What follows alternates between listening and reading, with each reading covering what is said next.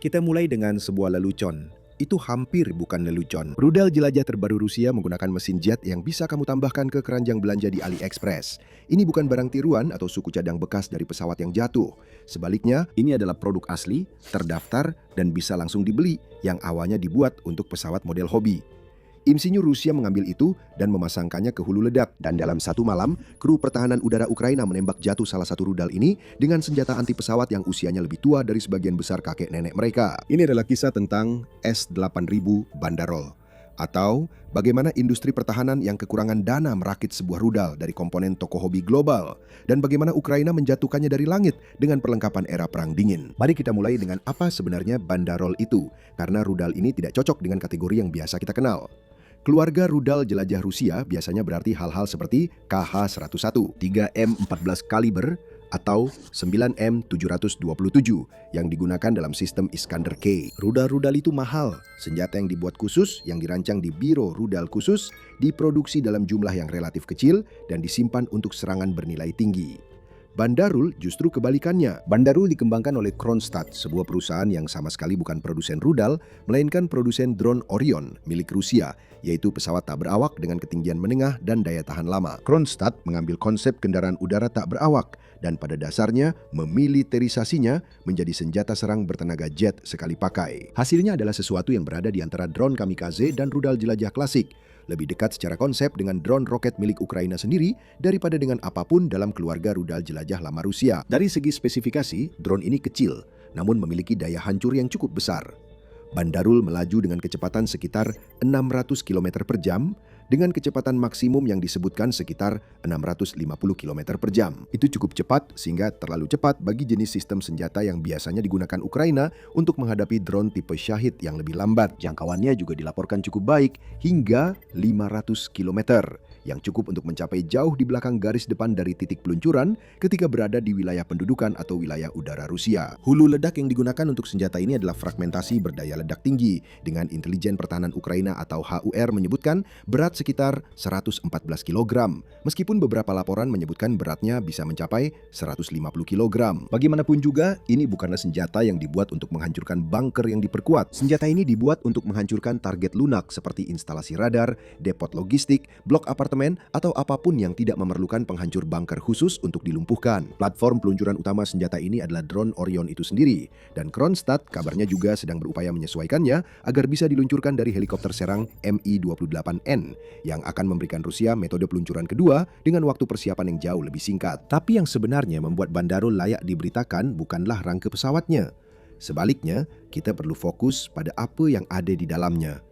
Pada 10 Mei 2025, intelijen pertahanan Ukraina menerbitkan rincian teknis misil tersebut di portal War and Sanctions pada bagian komponen senjata setelah memeriksa contoh yang utuh yang ditemukan dari serangan di dekat Odessa. Apa yang mereka temukan ternyata bukanlah misil berpemandu presisi, melainkan lebih seperti kumpulan suku cadang yang dirakit dari setengah industri elektronik konsumen. Mesin yang menggerakkan benda ini di langit ternyata adalah Sui Win SW-800 Pro, sebuah turbojet buatan Tiongkok yang awalnya dirancang untuk pesawat model skala besar dan jet kendali radio.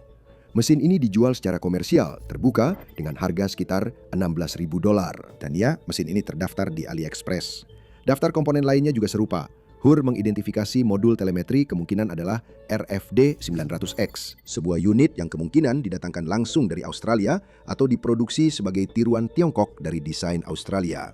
Sistem navigasi inersia diyakini berasal dari Tiongkok, dipasangkan dengan penerima satelit Kometra M8 buatan Rusia. Ini adalah teknologi antena tahan gangguan, yang sama yang telah dipasang Rusia pada drone Geran yang berasal dari Shahid, serta pada kit bom meluncur UMPK dan UMPB miliknya. Servo, atau motor kecil yang menggerakkan permukaan kendali, adalah unit Dynamical MX MX64ER buatan Korea Selatan yang juga tersedia di pasaran. Dan tersebar di seluruh perangkat elektroniknya terdapat sekitar 20 jenis microchip berbeda yang berasal dari produsen di Amerika Serikat, Tiongkok, Swiss, Jepang, dan Korea Selatan. Tapi bagaimana perusahaan Rusia yang terkena sanksi bisa mendapatkan komponen dari begitu banyak negara yang secara terbuka diproduksi oleh perusahaan-perusahaan yang seharusnya tidak ingin produk mereka digunakan dalam rudal jelajah yang ditembakkan ke Kiev? Menurut HUR, sebagian besar komponen elektronik tersebut melewati satu titik distribusi, yaitu grosir elektronik Rusia bernama Chip and Dip, salah satu distributor domestik terbesar di negara itu. Dari sana, laporan intelijen Ukraina sebelumnya menggambarkan jaringan penghindaran sanksi yang menyalurkan impor ini melalui negara-negara perantara. Negara-negara tersebut termasuk Armenia, Kazakhstan, Tiongkok, Turki, dan Uni Emirat Arab, semuanya menggunakan perusahaan cangkang untuk menyamarkan jejak dokumen sebelum suku cadang tersebut sampai ke jalur produksi Rusia. Laporan ini ditelusuri melalui analisis sumber terbuka, bukan temuan pemerintah yang telah dikonfirmasi. Tetapi pola tersebut sejalan dengan pola yang lebih luas yang telah menjadi tantangan bagi penegakan sanksi Barat selama bertahun-tahun, yaitu bahwa elektronik dengan penggunaan ganda sulit dikendalikan. Begitu menjadi produk komoditas yang dijual dalam skala konsumen. Ada juga sisi finansial dalam cerita ini. Kronstadt, perusahaan yang membangun Bandarol, tidak benar-benar menunjukkan stabilitas perusahaan. Dalam sebuah laporan pada Agustus 2025, perusahaan tersebut menghadapi potensi kebangkrutan dengan sekitar 40 gugatan yang totalnya mencapai kurang lebih 7,7 juta dolar diajukan terhadapnya selama 3 bulan dan tidak ada jalur restrukturisasi yang jelas pada saat laporan itu dibuat. Hal ini mempersulit gambaran mesin perang yang efisien dan berbiaya rendah karena bahkan solusi anggaran Rusia untuk kemampuan serangan presisi tampaknya berjalan di atas dasar keuangan yang goyah. Jadi, kapan sebenarnya alat ini mulai muncul di medan perang? Dan seberapa banyak Rusia benar-benar menggunakannya? Salah satu laporan paling awal tentang Bandarol adalah di lokasi uji Kapustin-Kapustinyar milik Rusia pada akhir tahun 2024, sebelum integrasinya ke dalam paket serangan gabungan rudal dan drone Rusia. Sejak saat itu, alat ini berulang kali muncul dalam beberapa pengeboman terbesar selama perang. Pasukan Rusia dilaporkan menggunakan amunisi Bandarol dalam serangan Mei 2026 yang juga melibatkan rudal Oreshnik. Senjata ini sejak itu telah digunakan dalam serangan luas, dengan laporan langsung yang menunjukkan bahwa orang-orang di sekitar mendengar suara mesin drone ini di atas kepala mereka. Jadi ini bahkan bukan lagi senjata eksperimental yang langka. Senjata ini kini dimasukkan ke dalam doktrin serangan massal Rusia bersama dengan Shahid, kaliber, dan rudal balistik. Dan peran serangan massal itulah yang membuat Bandarol berbahaya dengan cara yang berbeda dari rudal jelajah konvensional. Sebuah penilaian pada April 2025 berdasarkan pendapat ahli analis sumber terbuka menunjukkan bahwa propulsi jet Bandarol memberikannya kecepatan yang berbeda dari drone tradisional. Ini berarti senapan mesin standar berbasis darat seperti yang digunakan tim tembak bergerak Ukraina untuk menembak jatuh drone Shahid yang lebih lambat sama sekali tidak bisa melacak dan menyerang drone ini secara efektif. Untuk menghadapinya dibutuhkan sistem yang memang dirancang khusus untuk melacak target yang bermanuver cepat, biasanya berupa platform berpemandu radar seperti meriam anti pesawat Swagrak Gepard yang dipasok Jerman. Itulah inti masalah taktis dari Bandarol. Drone ini cukup cepat untuk lolos dari pertahanan anti-drone murah yang telah dibangun Ukraina selama 3 tahun, atau cukup murah sehingga Rusia mampu kehilangan sejumlah besar drone tersebut dalam prosesnya. Drone ini juga memiliki manuverabilitas yang lebih baik dibandingkan rudal jelajah Rusia yang lebih tua, yang penting untuk melawan sistem pertahanan udara statis yang disetel untuk memprediksi jalur terbang yang lebih konvensional dan lurus. Hal ini membawa kita pada kejutan dalam cerita ini. Pada pertengahan Juli 2026, Brigade Pertahanan Teritorial Terpisah ke-121, Ukraina menembak jatuh 2 target udara Rusia. Salah satunya adalah Bandarol menggunakan meriam anti pesawat Bofors L-70 kaliber 40 mm. Jika nama itu tidak terlalu berarti bagi Anda, Bofors L-70 adalah meriam anti pesawat rancangan Swedia yang pertama kali muncul pada tahun 1947 dan secara resmi mulai digunakan pada tahun 1951 dan telah digunakan oleh militer di seluruh dunia secara terus-menerus sejak saat itu. Kita sedang membicarakan sistem senjata yang, tergantung pada unit spesifiknya, berusia sekitar 70 tahun. Dengan laju tembakan yang umumnya disebut antara 240 hingga 330 peluru per menit, dan jangkauan efektif terhadap target udara sekitar 4.000 meter. Lebih spesifik lagi, senjata yang digunakan oleh Brigade ke-121 tidak mengalami modifikasi besar selain sistem bidik yang telah ditingkatkan. Yang berarti, para kru sangat mungkin melakukan ini dengan penargetan manual, melacak rudal bertenaga jet dengan senjata yang dirancang sebelum sistem kendali tembak digital modern ada. Itu sangat menarik karena operator lain justru mengambil arah sebaliknya dengan senjata yang sama. Beberapa negara telah memasangkan L-70 dengan kendali tembak radar dan pelacakan target otomatis, mengubahnya menjadi sistem pertahanan titik yang jauh lebih modern. Unit yang disumbangkan ke Ukraina, setidaknya seperti yang dilaporkan, adalah versi paling dasar. Lituania mengirimkan batch pertama meriam ini ke Ukraina pada Februari 2023, dengan tambahan meriam yang kemudian disuplai oleh Belanda. Jadi ini bahkan bukan senjata yang dibangun atau dirawat oleh Ukraina, melainkan surplus NATO era Perang Dingin yang digunakan kembali untuk menutup celah pertahanan udara abad ke-21. Sekarang ada baiknya meluangkan waktu sejenak untuk membahas rudal lain yang jatuh pada minggu itu, karena perbedaannya menceritakan kisah tersendiri. KH-59 atau seperti yang disebut NATO, AS-13 King Bolt adalah desain yang jauh lebih tua daripada Bandarol, berasal dari pengembangan Soviet pada era tahun 70-an dan 80-an. Sekarang diproduksi oleh korporasi rudal taktis Rusia. Tergantung pada varian pastinya, rudal ini memiliki jangkauan antara sekitar 115 hingga 290 km. Kecepatan maksimum di kisaran 900 hingga sedikit di atas 1000 per jam. Dan hulu ledak sekitar 300 kg. Artinya rudal ini jauh lebih berat dibandingkan Bandarols. Sistem pemandunya merupakan kombinasi navigasi inersia untuk fase pertengahan penerbangan, kamera televisi di bagian hidung yang memungkinkan operator di pesawat peluncur secara visual mengidentifikasi dan mengunci target pada pendekatan akhir. Dengan kata lain, KH-AT-59 benar-benar senjata presisi gaya lama yang membutuhkan operator terlatih untuk mengawasi umpan video pada saat-saat kritis. Sebaliknya, Bandarol sebagian besar bersifat otonom setelah diluncurkan, dipandu oleh GPS dan inersia, serta dirancang agar cukup murah sehingga kehilangan satu unit akibat senjata anti pesawat berusia 70 tahun hampir tidak tercatat dalam catatan produksi Rusia. Minggu yang sama, brigad yang sama, senjata yang sama, tetapi dua filosofi yang benar-benar berbeda tentang bagaimana membangun sebuah rudal. Perlu juga dicatat bahwa kisah Bofors bukan satu-satunya keberhasilan pertahanan udara yang dimiliki Ukraina terhadap ancaman saturasi semacam ini. Laporan yang sama mencatat bahwa satu sistem Skynet Ukraina berhasil menghancurkan 12 target udara Rusia dalam satu pertempuran, termasuk satu rudal jelajah dan 11 drone tipe Shahid. Inilah hasil yang Anda dapatkan ketika memiliki unit pertahanan udara Jerman modern yang diarahkan radar, dibangun khusus untuk menembak jatuh target yang cepat, kecil, dan terbang rendah, terutama ketika Rusia menggunakan drone yang berasal dari pabrik komersial. Letakkan kedua cerita itu berdampingan dan Anda akan mendapatkan gambaran yang cukup jujur tentang bagaimana Ukraina sebenarnya mempertahankan langitnya saat ini. Bukan dengan satu sistem pamungkas, tetapi dengan tambal sulam berbagai sistem. Di satu sisi, ada senjata Jerman mutakhir yang dipandu radar. Di sisi lain, Anda memiliki senjata antik Swedia yang diarahkan secara manual. Keduanya melakukan tugas dasar yang sama, karena memang tidak cukup sistem modern untuk melindungi semuanya sekaligus. Dan, yang lebih penting, pada waktu yang hampir bersamaan. Sebuah video yang dibagikan oleh analis sumber terbuka dengan nama pengguna Special Curson Cat, tampaknya memperlihatkan drone Orion Rusia, platform yang sama yang membawa Bandarol, terbakar di sebuah ladang di Crimea yang diduduki setelah tampaknya dihancurkan oleh pihaknya sendiri, bukan oleh aksi Ukraina. Para peneliti melakukan geolokasi puing-puing tersebut ke sebuah desa bernama Ivanivka, sekitar 13 km dari Kursk dan 11 km dari lapangan udara. Drone-drone ini biasanya beroperasi dari sana. Video tersebut sesuai dengan gambaran umum tentang program senjata yang dibangun dengan cepat, murah, dan di bawah tekanan sanksi.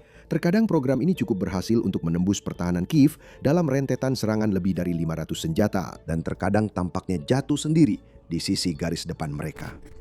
Jadi mengapa semua ini penting? Nah, ada beberapa alasan dan itu lebih dari sekedar fakta bahwa senjata anti pesawat kuno berhasil mengalahkan rudal bertenaga jet dalam pertarungan langsung.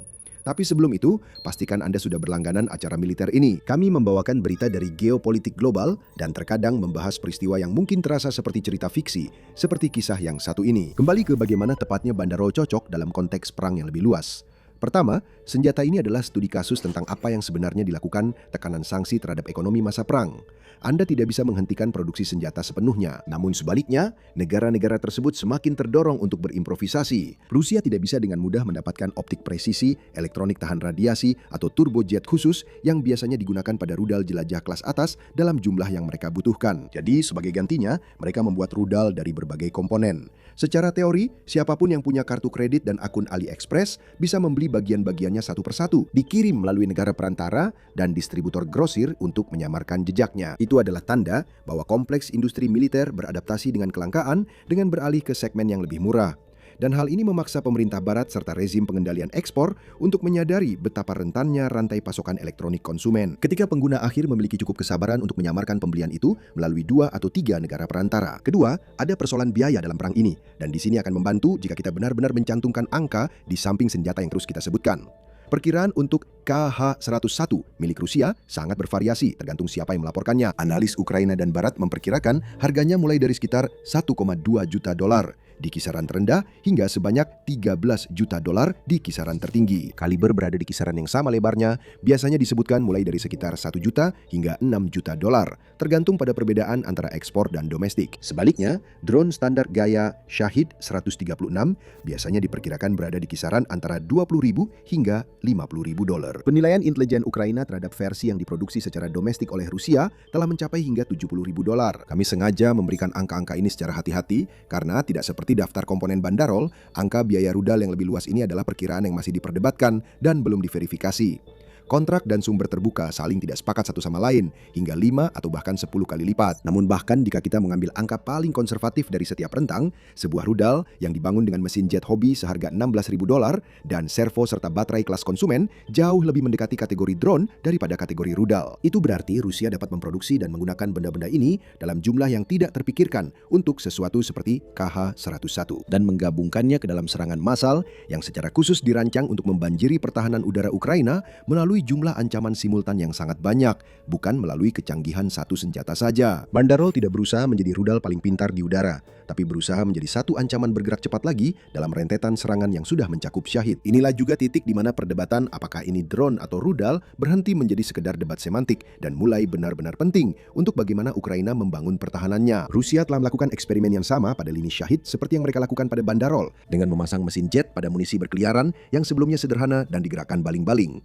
menghasilkan varian seperti Geran 3 dan Geran 5 yang kabarnya dapat mencapai kecepatan sekitar 500 hingga 600 km per jam. Hal ini akan menempatkan mereka secara jelas di wilayah rudal jelajah. Juru bicara Angkatan Udara Ukraina Yuri Ignat telah menggambarkan efeknya secara belak-belakan dengan mengatakan bahwa di radar salah satu varian bermesin jet ini terlihat seperti rudal jelajah hanya dari parameter penerbangannya saja, semata-mata karena kecepatannya yang sangat tinggi. Itu menentukan jenis interseptor yang akan dipilih oleh Komandan Baterai Ukraina, dan harga interseptor tidak sama satu sama lain.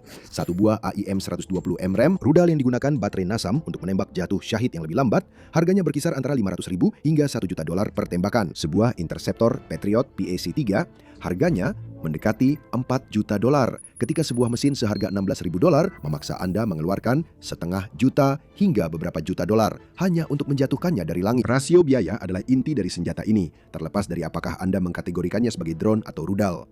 Perlu juga dikatakan bahwa Ukraina memainkan permainan yang sama, tapi ke arah sebaliknya. Drone rudal Polarnitsia milik Ukraina pertama kali digunakan dalam pertempuran pada Agustus 2024, memiliki berat sekitar 320 kg dengan hulu ledak sekitar 100 kg. Lepas landas menggunakan pendorong bahan bakar padat sebelum mesin turbojetnya mengambil alih dan dilaporkan dapat mencapai kecepatan hingga 900 km per jam dengan jangkauan sekitar 650 km.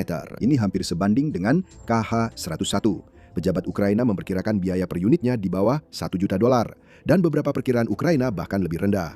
Namun program saudaranya, Peklo, dilaporkan bahkan lebih murah untuk dibuat dibandingkan drone serang jarak jauh LUT milik Ukraina, yang sendiri biayanya sekitar $200.000.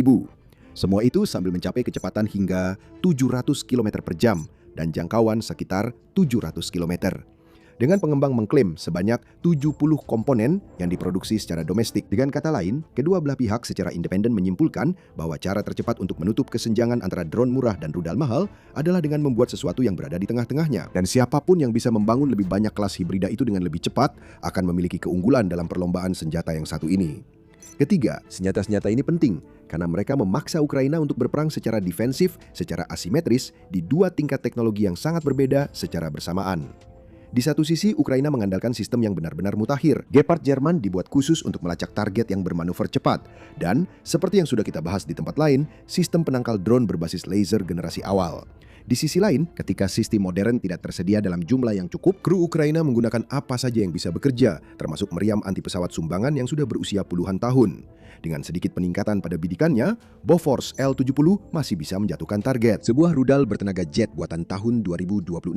Sebenarnya bukanlah cerita tentang rekayasa era Perang Dingin yang melampaui zamannya, ini adalah cerita tentang pertahanan udara pada intinya. Tetap saja, semuanya bergantung pada apakah kru bisa melacak, membidik, dan menembakkan peluru ke depan target sebelum target itu tiba. Dan tentang betapa tipisnya persediaan pertahanan udara Ukraina yang harus dibagi untuk menghadapi serangan Rusia pada setiap ketinggian, kecepatan, dan profil penerbangan.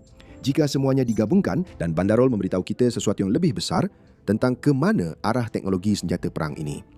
Batas antara drone dan rudal jelajah semakin kabur. Apa yang dulunya merupakan dua kategori terpisah dengan dua strategi pertahanan yang berbeda, sekarang menyatu menjadi satu kelas amunisi berpemandu GPS dan inersia yang cepat, murah, bertenaga jet atau baling-baling, yang sebagian besar dapat dibuat dari komponen yang sudah tersedia di pasaran. Program Polarnitsia dan Peklo milik Ukraina pada dasarnya adalah ide yang sama, hanya diterapkan secara terbalik. Siapapun yang bisa membangun benda-benda ini lebih cepat dan lebih murah, serta siapapun yang bisa menyesuaikan pertahanan udaranya dengan paling cepat, akan memiliki keunggulan di fase berikutnya dari pertempuran ini. Untuk saat ini, skor dalam pertandingan khusus ini berpihak pada senjata tua Ukraina. Dan itu sendiri juga patut dicatat, karena hal itu menunjukkan bahwa kita belum sepenuhnya selesai melihat senjata-senjata yang, menurut semua pihak, seharusnya sudah usang. Garis depan di Ukraina pada dasarnya adalah diorama senjata dari berbagai generasi teknologi, yang semuanya menunjukkan betapa pentingnya setiap keunggulan sekecil apapun, kecerdikan, dan kemampuan beradaptasi. Tapi Ukraina masih punya banyak trik lainnya. Untuk mengetahui lebih lanjut, tonton video ini dan pastikan tetap berlangganan acara militer agar selalu mendapatkan informasi terbaru dari garis depan.